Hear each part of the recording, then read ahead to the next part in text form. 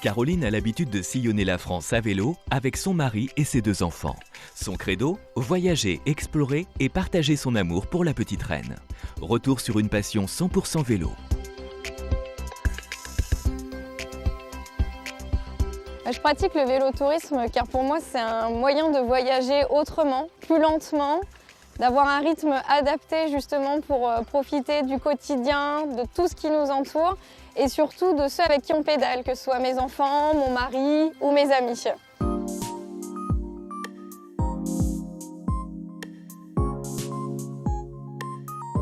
Quand on pratique le vélo-tourisme, on profite justement de notre environnement. On va plus vite qu'à pied, mais moins vite qu'en voiture. Donc on prend le temps d'observer tous les petits détails de notre environnement, d'aller visiter, de croquer les saveurs locales. Et on revient complètement épanoui, heureux de ces petits plaisirs quotidiens qu'on a repris le temps de partager pour soi ou avec les gens qui nous accompagnent. Le conseil que je pourrais donner aux personnes qui souhaitent démarrer le cyclotourisme, c'est de bien préparer leur sortie et surtout d'envisager ça comme un loisir et non pas une performance sportive. L'idée, c'est de se faire plaisir en pédalant et de profiter de toutes les curiosités que la nature nous offre autour de nous, du beau patrimoine qu'on a en pédalant dans notre environnement.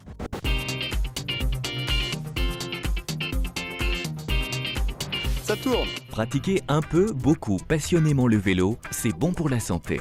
Les explications d'Yvon Durand, conseiller technique national à la Fédération française de cyclotourisme. Alors, dans les bénéfices, nous pouvons trouver effectivement tout ce qui a trait à la partie humaine, c'est-à-dire développement cardio-pulmonaire, puisque le vélo est une activité d'endurance et va se faire sur une longue durée.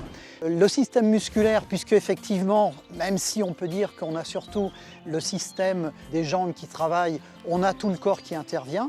Et puis aussi sur le côté mental, puisque quand il va falloir travailler et être avec les gens, on va aussi faire travailler cette partie mentale.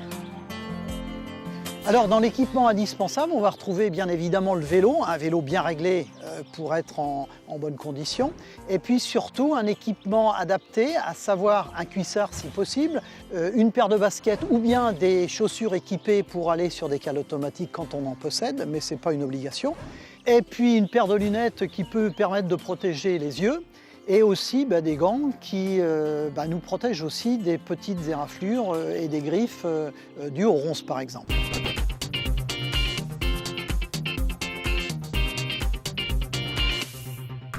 Vous envisagez une randonnée à vélo, mais vous ne savez pas comment vous organiser?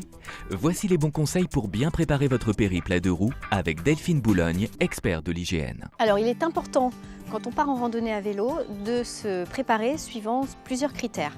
Donc on prépare son itinéraire suivant la distance, le temps de parcours, le dénivelé. Et lorsque l'on part sur plusieurs jours, prévoir les hébergements et également les accueils vélo. Pour bien s'orienter pendant la randonnée, utilisez à la fois la carte papier qui vous sert de sécurité en cas de problème de réception de signal GPS.